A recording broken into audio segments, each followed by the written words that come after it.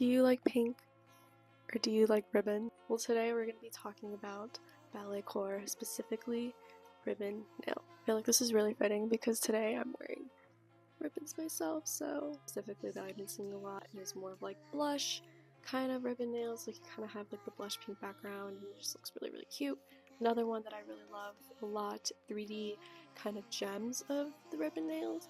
I feel like this is more of like someone who wants to go like that extra mile of like extraness, which is something that I love. My favorite is mixing chrome with ribbons. A little bit of chrome, so either adding chrome on the ribbons or they're adding chrome somewhere in between their nail sets and just kind of having the pink ribbon stand out for itself. I'm trying to decide honestly between all of these kind of styles right here which one I should do next. I'm gonna follow shop Kijibae for more nail trends and also to buy our nail strips because they're super duper cute. So yeah.